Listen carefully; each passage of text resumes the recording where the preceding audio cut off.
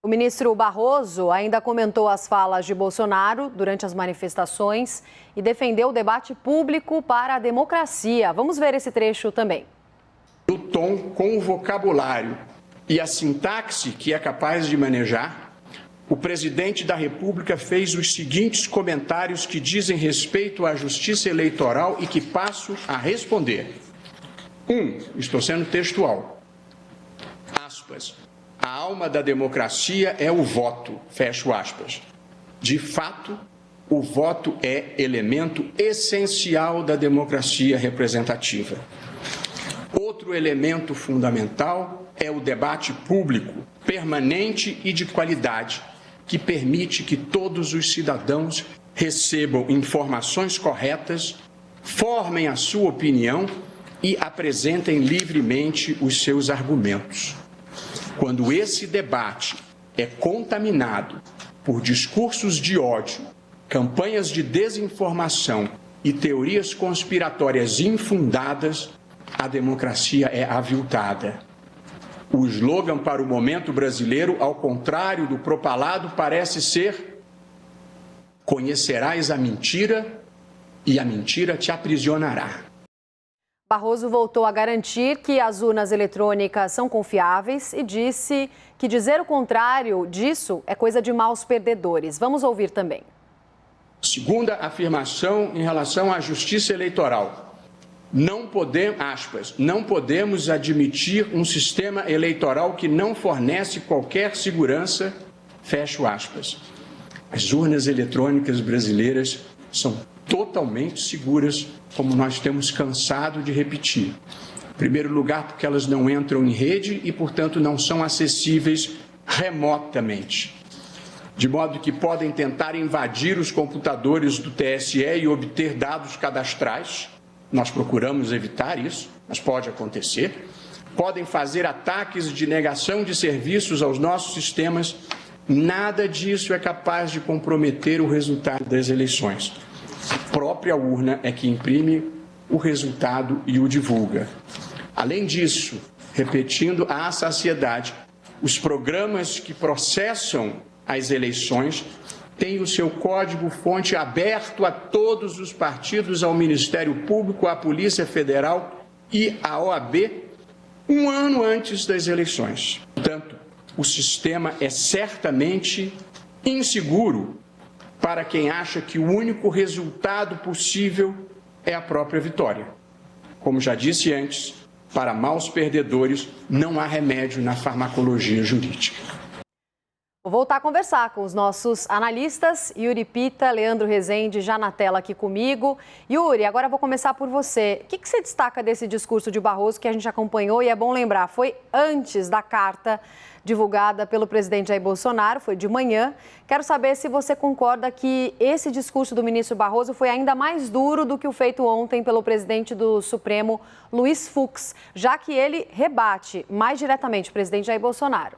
Exatamente, foi bem mais incisivo e cirúrgico, Roberta, justamente por destacar as falas do presidente da República no seu discurso aqui em São Paulo, na tarde do dia 7 de setembro, e rebater uma a uma, não só do ponto de vista de defesa institucional do Tribunal Superior Eleitoral, da Justiça Eleitoral, mas do próprio sistema democrático e do sistema eleitoral do país, principalmente a partir da adoção das urnas eletrônicas em 96, 25 anos já de uso das urnas eletrônicas sem nenhum caso registrado de fraude. E o presidente do TSE, o ministro Luiz Roberto Barroso, até fez uma autodefesa por dizer que não era ele que estava dizendo que o sistema era seguro, e sim todos os ex-presidentes do Tribunal Superior Eleitoral, todos ex-ministros ou atuais ministros do Supremo Tribunal Federal, todos dando essa chancela de que o sistema é confiável e de que o resultado deve ser aceito àqueles que participarem do pleito no ano que vem. Foi um discurso muito mais duro, sem dúvida, ainda que o discurso do presidente do Supremo ontem, Luiz Fux, também tenha sido duro ao fazer menção ao crime de responsabilidade, mas este de Luiz Roberto Barroso, até por ser ele um dos alvos principais do presidente Jair Bolsonaro, até a tarde de hoje, até a declaração à nação em que ele botou panos quentes nas críticas que vinha fazendo ao ministro Alexandre de Moraes, mas o ministro Luiz Roberto Barroso deixou muito claro, ponto a ponto, de forma didática e incisiva, que nada da retórica adotada pelo presidente faz sentido com os fatos que estão à disposição da sociedade, da justiça eleitoral e reforçado pela instituição dessa comissão de transparência que vai passar a funcionar a partir do mês de outubro.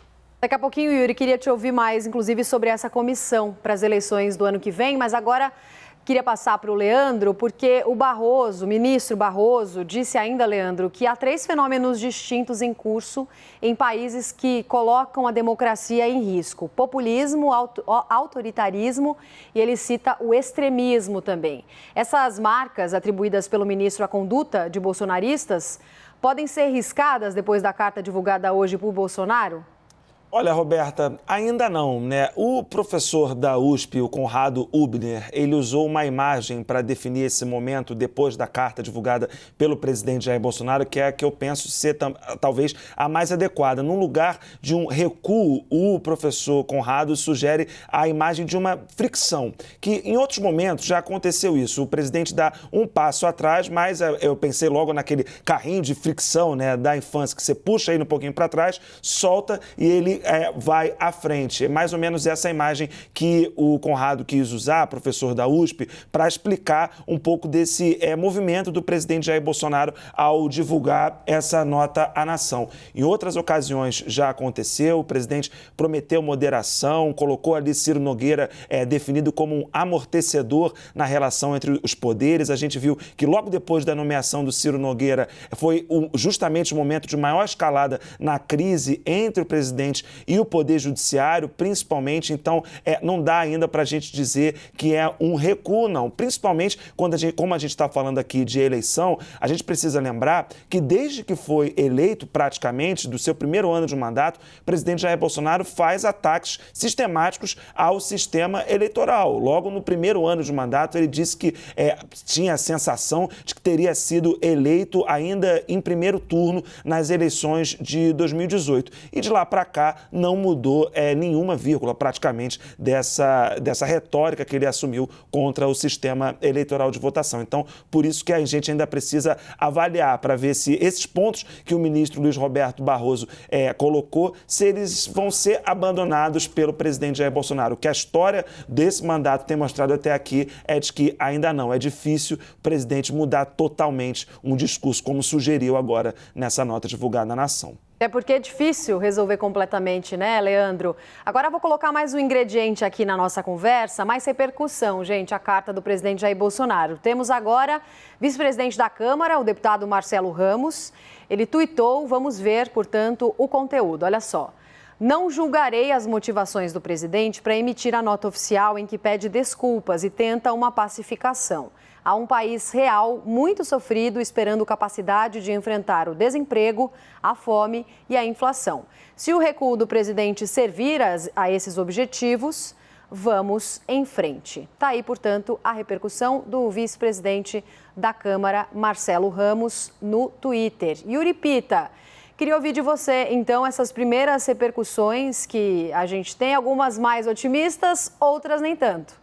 Exato, mas o que talvez a frase que permeie ou a sensação que permeie todas essas repercussões é o ceticismo, justamente porque há um histórico do presidente de ir e voltar em relação a essas declarações, em relação à sua retórica na hora de falar com seus aliados, na hora de se comunicar nas redes sociais com os seus apoiadores, e muito porque diante do atual quadro do país, seja do ponto de vista social e econômico e mesmo do ponto de vista político, ainda que o presidente preserve aquele nicho de cerca de 1/4 de apoiadores dentro da sociedade, dentro dos eleitores, a grande questão é o quanto que isso é suficiente para levá-lo num eventual segundo turno e mais, o quanto que ele conseguiria agregar a mais além desse percentual para um segundo turno, seja qual for o adversário. Hoje, quem está se desenhando para ser o seu adversário é o ex-presidente Lula,